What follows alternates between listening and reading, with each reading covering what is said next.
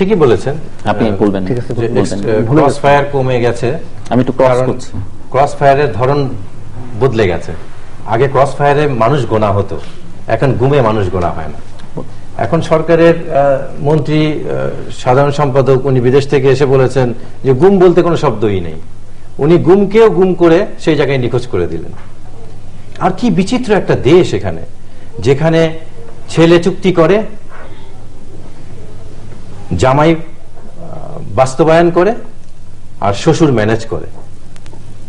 কি বিচিত্র এই আমাদের ইন্টেলিজেন্স, যারা সেনাবাহিনীর শপথ নিয়ে আসে এবং তারা পুরো বাংলাদেশের গোয়েন্দাগিরি তার নখদর্পণে, শিবিরের কোথায় কোন অজপাড়াগায়ে 3-4টা ছেলে জড়ো হচ্ছে সেটাকে গোপন বৈঠক বলে জেহাদি পুস্তক দিয়ে ধরা হচ্ছে, আর সেনাবাহিনীর ভিতরে র্যাবের একজন সিও সে 7 কোটি 8 কোটি টাকা দিয়ে কন্ট্রাক্ট করে মানুষ হত্যা করছে, সেই ইন্টেলিজেন্সের খবর নেই। ইন্টেলিজেন্স কাজ করে, ইন্টেলিজেন্স কাজ করছে আমাদের।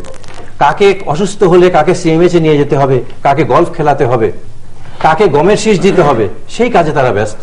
কিন্তু ইন্টেলিজেন্স কি কাজটা তার ডিপার্টমেন্ট করছে সেদিকে যাচ্ছে না। কারণটাই হয়ে যাচ্ছে যে আপনি যাকে দিয়ে অন্যায় কাজ করাবেন তাকে আপনি কোনোদিন নিয়ন্ত্রণ করতে পারবেন না। এবং কারা এটা করাতে চাচ্ছে, আপনি বিডিআর হত্যা থেকে শুরু করে যারা সেনাবাহিনী, এদেশে সেনাবাহিনীর প্রয়োজন নাই যারা একসময় বলেছিল, লাল বাহিনী, নীল বাহিনী, রক্ষী বাহিনী তৈরি করেছিল সেনাবাহিনীর এগেইনস্টে, তারাই কিন্তু এই সেনাবাহিনীকে ডাল ভাত কর্মসূচির নামে মুদি দোকানদারি দিয়ে দিয়েছে, দিয়ে এবং এই ইস্যুতেই তাদেরকে ইন্টেলিজেন্স আপনার চৌকস অফিসারদেরকে হত্যা করা হলো।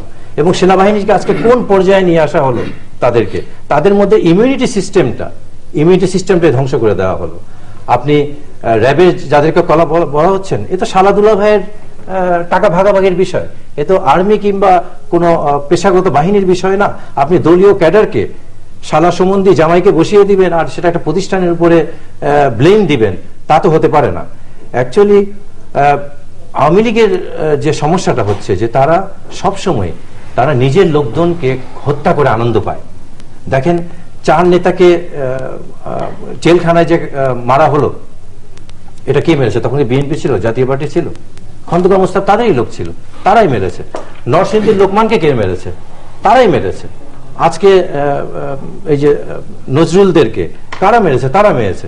মিল্কিকে শপার্স ওয়ার্ল্ডের সামনে গুলশানে কারা মেরেছে? যুবলীগের লোকরাই মেরেছে। এখন তারা নিজেরাই বিচার পাচ্ছে না, আওয়ামী লীগের লোকরা নিজেরাই বিচার পাচ্ছে না।